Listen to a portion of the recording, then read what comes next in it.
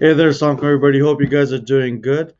I am calling in today with a really close brother and also someone who is partnered with us, Rohan. I'm gonna invite him in right now. Hey there, Rohan. How are you doing? How's your day? It's great. Thanks for being here, or thanks for inviting me, and it's great to be here. Amazing, amazing. Guys, today we're going to be talking a little bit about Ron's project, what they're doing with seasonal token. And I mean, for us, it's a pretty exciting project. And we were, really excited to show this to the rest of the community and talk a little bit more about what they're doing. So I'm not going to wait any more longer, Ron. Just kind of a quick introduction about yourself. And then what is seasonal token and what are you guys doing at seasonal token? Absolutely, yes. So I was working in finance. I was also interested in cryptocurrency. I was very interested in Bitcoin, and what I noticed from Bitcoin was by around 2018, a lot of people had noticed that it goes through this 4-year cycle. Once every 4 years, the rate of production of Bitcoin gets cut in half, and then there's a bull market that lasts for about a year after that, and then it tends to go down. So it goes up and down through these cycles. So what I realized that it was possible to do was to take kind of 4 copies of Bitcoin and have them cycling one after another. And this has some interesting investment properties. So when I was in finance, I was looking at automated strategies for trading equities. So I was looking for patterns in prices, and if you can see a predictable pattern in a price, you can trade that for profit. So I thought it's possible to take what Bitcoin is doing and then construct a system basically that you can use to trade for profit in a predictable way. So and that involves basically creating these assets whose prices cycle around each other. So we implemented the system. It's actually 2 years ago to the day that we launched the tokens. It was the 5th of September 2021 when we launched, and this is Wow. the 2-year anniversary. So That's it. yeah, In 2 years, the 2 years anniversary, you're launching on mrhb. You're launching on Sahal Wallet. absolutely, it's the perfect time for this. So I'm really happy about this. So maybe I could share my screen just to give people an idea of what the cycling prices look like, and then Yeah. why this is good. So let me see if I can. Okay, I've got a lot of screens open. Yeah. Okay, here we are here. Okay, Perfect. is that visible now? Yes, now it's visible. It's Okay, and floor's yours. perfect. Okay, so this is our website, and this is here. This is a chart of the historical prices going back for approximately the last 2 years. And what you can see is that the prices are going through cycles. So there are 4 tokens, I guess: the spring, summer, autumn, and winter. And when we started 2 years ago, spring was being produced at the fastest rate, and autumn was being produced. Winter was being produced at the slowest rate. So you can see here that winter was the most expensive token at the beginning, and spring was the cheapest. And that's basically what you'd expect because it was effectively kind of raining spring tokens heavily and raining winter tokens lightly. So this is kind of an idea of the seasons. That's why you'd expect spring tokens to be cheaper. And then in June of 2022, there was a spring halving. So the rate of production of spring got cut in half, just like what happens with Bitcoin every 4 years. And then over the following months, you can see that spring gradually became the most expensive token. And that was because it was previously produced at the fastest rate, but after the rate of production was cut in half, then it was produced at the slowest rate of the 4, and it gradually became the most expensive.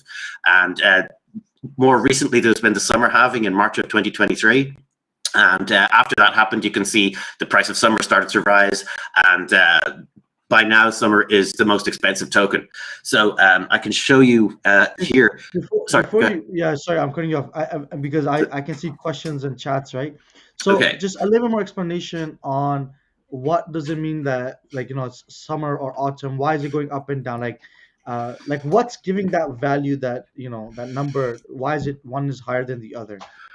Right, absolutely. So, so I can scroll down here to show you the production rates that's on our webpage here. So this is a chart that shows the rate of production of the 4 different tokens over time, and you can see basically the rates of production of the tokens are effectively what it provides the supply component to the price. There's supply and demand, and there's approximately equal demand for all of the 4 tokens, but there are different rates of supply. And so, as the rates of supply change, the prices of the tokens follow the patterns in the rates of production. So you can see that spring was produced at the fastest rate of the 4 here, and winter was produced at the slowest. And then when the rate of production of spring got cut in half, then basically spring was produced at the slowest rate of the 4. And it's just natural that when one of the tokens is much scarcer than the others, then that's going to gradually become the most expensive over time. And the reason, sorry, and what's determining the production? Is it linked to Bitcoin somehow? No, it's coded into the smart contracts. So I deployed four contracts, one for each of the 4 tokens, and they each have their own scheduled rate of production. And I arranged the rates of production so that they would follow this pattern, and that meant that they would consistently, one would be produced at the fastest rate, and then would go to being produced at the slowest rate. Okay. Does that make sense? Very interesting. Yeah. Okay. Okay. So maybe I can scroll up and you can see. That's the rate. Those are the rates of production, and then you can see in this chart here, the historical price chart. You can see how the rates of production have resulted in the cycling prices over time. So we didn't, when we launched, we didn't know. We knew that it was very likely to cycle around just because of the laws of supply and demand. But we didn't know exactly what the pattern was going to look like. So we had to measure how the market responded after the spring halving and after the summer halving in order to build a model of this is what the market seems to be doing. And so obviously there are lots of fluctuations in the real prices, but if you smooth them out, then you get something that looks like this. So this is a model of how the market prices are reacting to the changes in supply. And the rule that we found that the market seems to be following is that the prices move about 1% per day towards the ratio of their rates of production. So essentially, it takes about 5 months for a token to go from being the cheapest to being the most expensive, and then after that, it has its own halving. 9 months later, there's a halving of the next token. So 9 months after the spring halving, there was the summer halving, and then in December of this year, there's going to be the autumn halving. And autumn is currently the cheapest, but then early next year, in the first few months of next year, we can expect autumn to become the most expensive. So that's basically why. That's how we managed to get the prices to cycle around each other. Maybe I could use our simulator here to show why that's a good idea and why it's something that you would want. So this is basically a simulator. You start off with 1,000 tokens of each type, and I'll click start trading here, and then time starts to pass, and what you can do now is you can start trading other tokens. Or you can trade tokens for other tokens. And the rule, if you want to accumulate tokens over time, is always trade tokens for more tokens. So when winter is the most expensive and spring is the cheapest, you can trade 1,000 winter tokens for 1,600 spring tokens, and now you have 4,000 tokens instead of, or 4,600 instead of 4,000 tokens. So now spring is becoming the most expensive token as time is passing. So when spring is the most expensive, I can trade the spring tokens for summer tokens like this, and then I get more tokens in total again. So now I've got 6,000 when we started off with 4,000. And then if you just wait, then summer becomes the most expensive, and you can trade the summer tokens for an even bigger number of autumn tokens.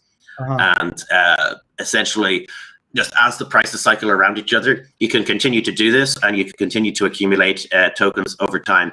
And in the simulation, the average price of the tokens is kept at 1 cent. So you can see that the total, we started off with $40 worth of tokens, and now we have $100 worth of tokens just from, and that's not because the tokens have risen in price overall. It's because we've been trading tokens for more tokens and taking advantage of the cycles in the prices. So we can do this again, and I can trade those autumn tokens for winter and so on. So I think you get the idea. Yeah, I get the idea, but I think there's 2 questions that come from that. That one question is because supply and demand. Let's just say let's say December, winter tokens having its halving, so we can foresee that it's gonna go up in value. Now let's say a lot of people jump in there. There's a high demand, and they're gonna keep buying more. But then all of a sudden, when the next one comes, there's a lot of people are gonna start dumping also, and that is gonna make the token value maybe lose its sorry, the token price lose its value. Like, I'm just trying to understand, Yeah, because the goal here is that there's gonna be overall growth. yeah, But is it overall absolutely. growth for everybody, and how do we sustain that? Yeah, yeah. So it is actually overall growth for everybody. And the way that, so you might expect that people would like rush in a kind of a herd like markets frequently do, and that the market would overreact and speculation would kind of ruin the nice patterns. But there's something that stops that, which is the rule of always trade tokens for more tokens of a different type. Okay. If the prices go out of whack, if they go in the wrong direction, or if they're in the wrong order or something like that, then what people can do is they can take advantage of the fact that the prices are not following their predicted pattern, and they can trade tokens for more tokens. And by doing that, they first of all, they stop themselves from losing tokens. You would never trade tokens for fewer tokens. So if a trade that you're thinking of making would result in you getting fewer tokens overall, then you don't make that trade. Instead, you Hmm. make a trade where you trade for more tokens. And that means that people don't, they're guaranteed not to end up with fewer tokens that they started with. They just need Hmm. to always follow this rule of trade tokens for more tokens. And that way, the number of tokens they have increases with every trade. And that way, they can eliminate the risk of making a loss measured in tokens. And that was an important component of the kind of Islamic finance compliance Hmm. of the project, because the part of this is to eliminate the risk of making a loss measured in tokens.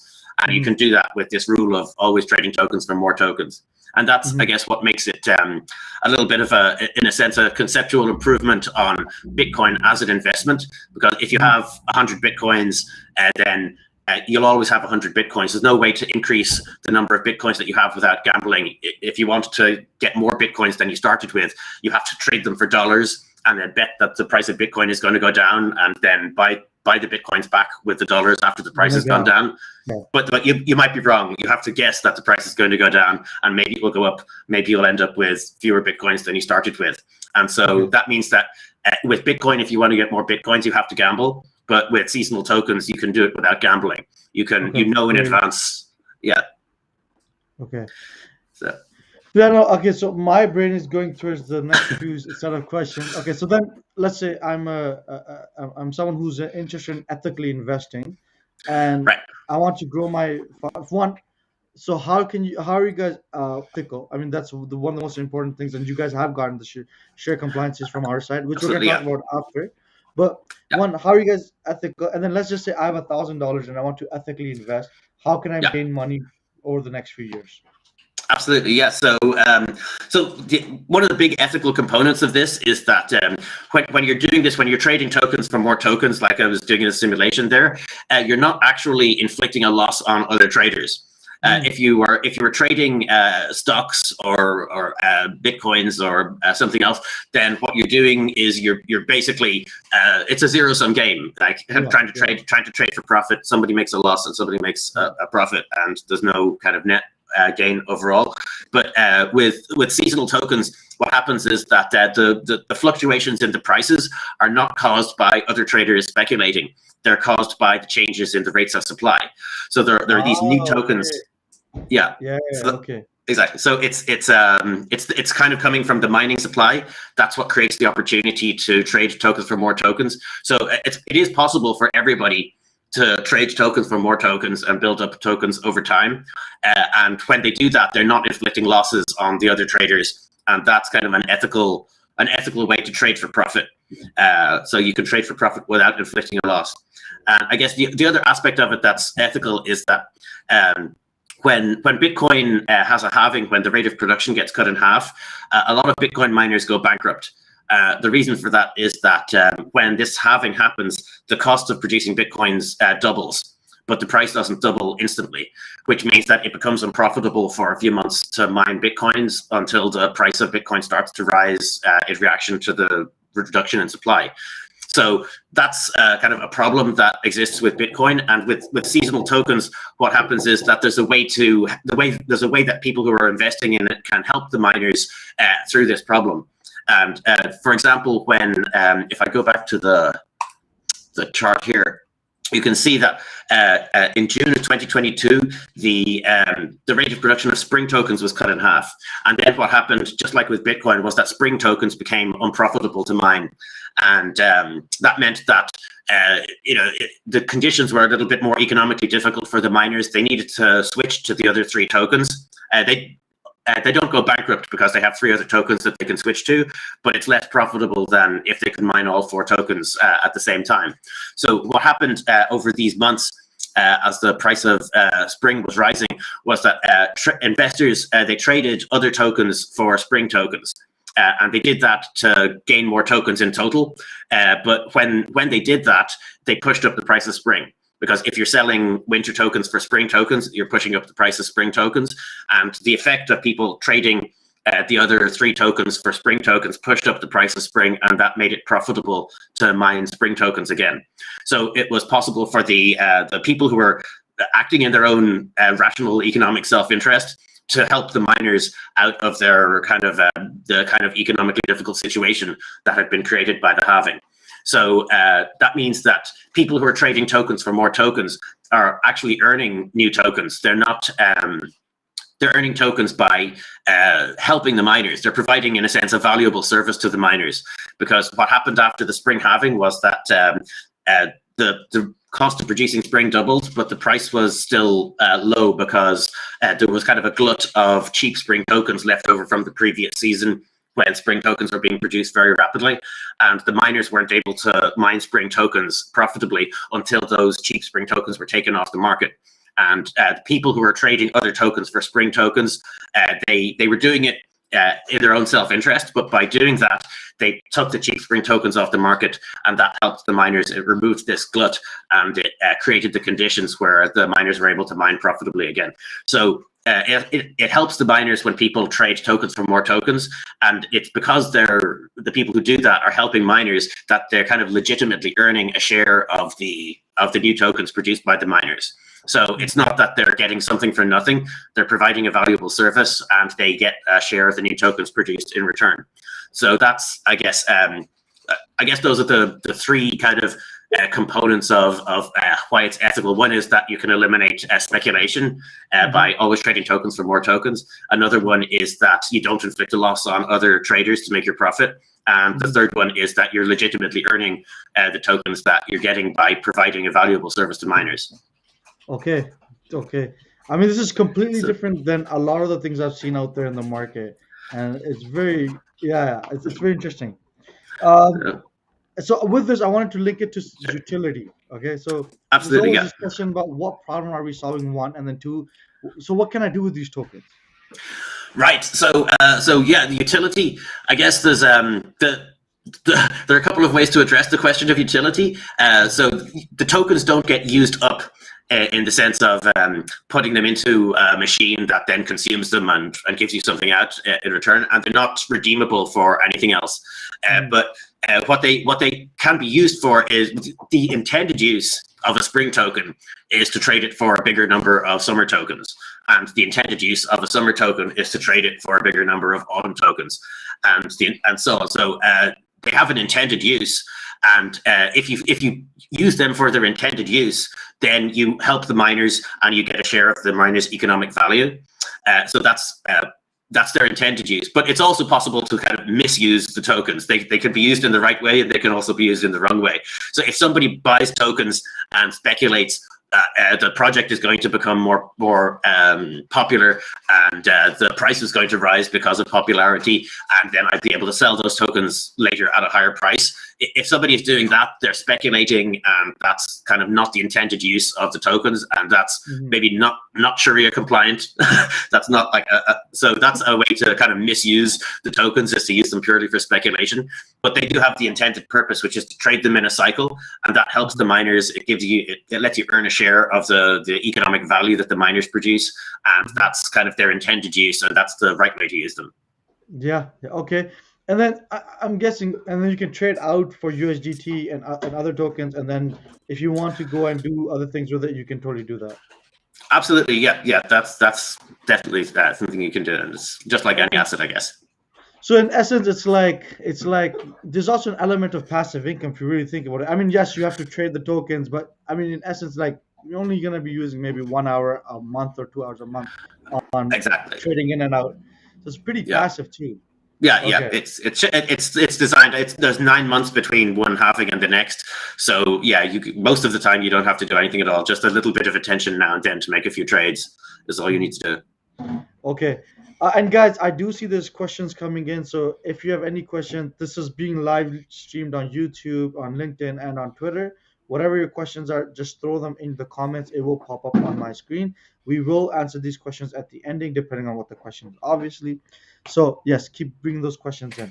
I wanted to. Okay, so I think we talked a little bit about passive income here. I mean, this kind of reminds me of something that we're doing with Miro and Amplify. And Amplify is very close to be done, and Amplify is like more like yield providing or liquidity providing and making passive income from that. So I guess there is tools, and I used to Yeah. always talk about how you can make passive income through like proof of work, proof of staking, or like this stuff.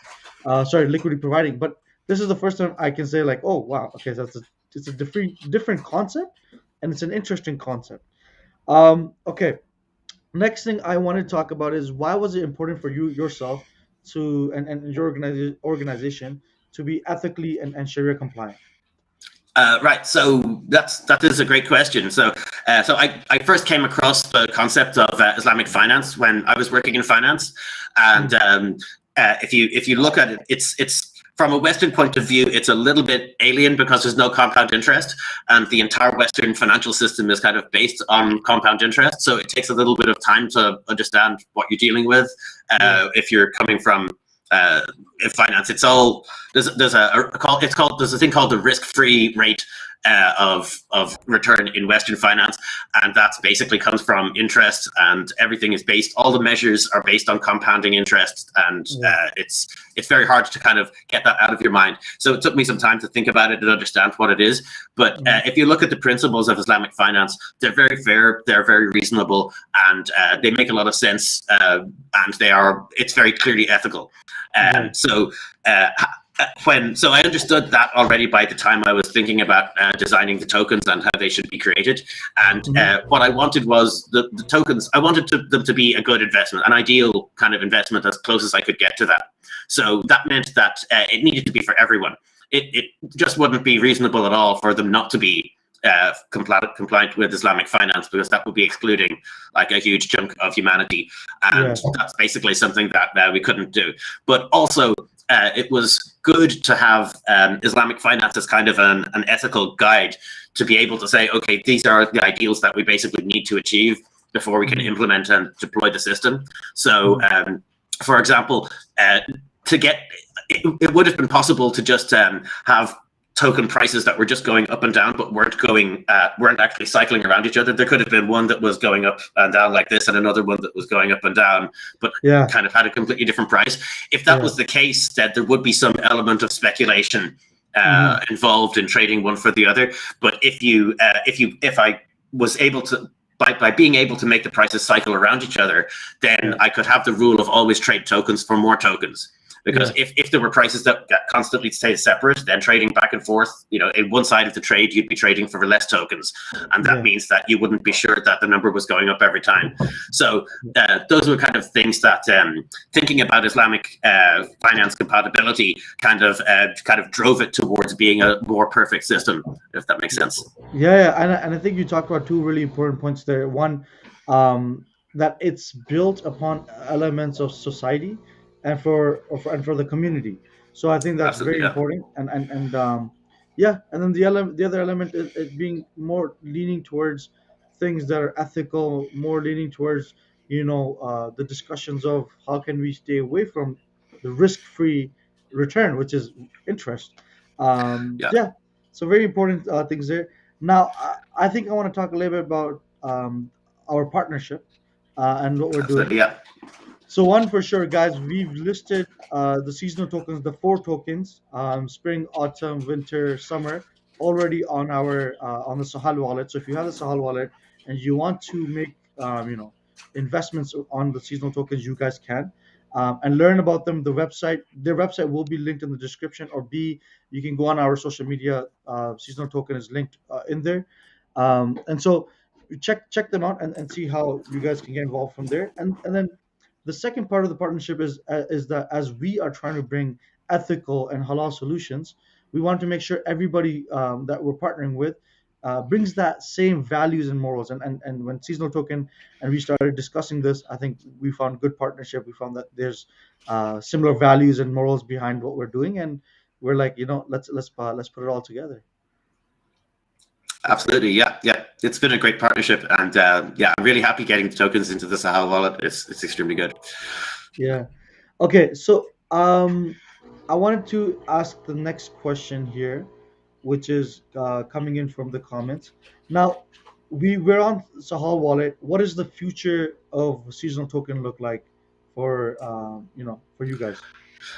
So in the long term, Yeah. so in the very long term, I guess we would like to see ETFs. You know, the way in Bitcoin you have these exchange traded funds. So that would be something that would be very good for seasonal tokens. It would mean that you could have pension funds, asset managers, and so on. People who are trying to look, there people who want to hold assets that can bring them a return through like a system. Like in this case, they can trade tokens for more tokens, and also there's this concept of collateral. If you have if you're doing something a little bit risky with some amount of money, then you need to have some money that you're not taking any risks with. In order to cover any potential loss from the more risky use of the money. So collateral is a type of it's money that you need to keep in, or assets at least that you need to keep in a form that basically minimizes risk. And usually when you do that, you're not able to gain a return. So you need to just like lock up a certain number of dollars and not touch them, or bitcoins, or at least some asset. You need to just keep it there and not gamble with it, not do anything risky. So with seasonal tokens, it would be possible to have a form of collateral where you can, by following the rule of always trade tokens for more tokens, you can guarantee that the total number of tokens increases and never decreases. And this kind of provides a way to increase the value of the collateral over time, but also not take on any risk while you're doing that. So it's kind of so those are basically the two kind of things that I think could be innovative uses of seasonal tokens in the future. Okay, so I get it. All right. So there's an element of trying to bring the Web 2.0 institutional investments into Seasonal Token, and potentially get into the big funds like pension funds, retirement funds, education funds.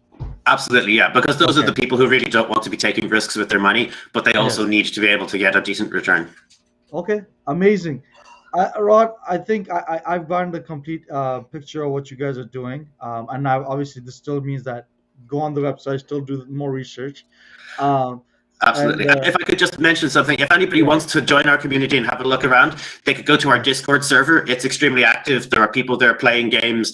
We have weekly trading contests. People can use the trading simulator that I was just demonstrating there, and yeah, they don't have to provide any money. You're playing with fake tokens inside, or simulated tokens yeah. That's inside the crazy. simulator, but people get real tokens as prizes if they participate. So everybody's welcome to come to our Discord server. You can find the link on our website, and it would be great to have some more community members. Yeah, I mean, I'll try to add it into the description of this video also. So guys, just go on their website, go to the bottom. There's social media stuff. You guys can check it out. Anything else, Ron, you want the community to know, the public to know, before we finish off this amazing podcast? Anything else that I can think of? I think that covers pretty much everything. I think you've done a great job of covering all the topics. Okay, amazing. Well, guys, I do see some questions. Some questions have to do directly with mrhb. I was like, maybe those are something that we can answer by text after. But yeah, this has been fantastic. And guys, if you guys have more questions about seasonal token, what's autumn, what's spring, what's summer, and why did they link it with those things, whatever questions you have, their social media has the answers, their Discord has the answer, and I mean it is active, and there's some competitions happening there. And if you do want to buy them and sell them and swap them, it's already on the Sahal wallet. You can start making some passive slash non-passive income from it, and it's been amazing. Ron, from my side, I think that's a wrap. As always, Absolutely. Take care of yourself, guys. Okay. Assalamu alaikum. Bye bye. Thank you very much. Yeah. Bye bye.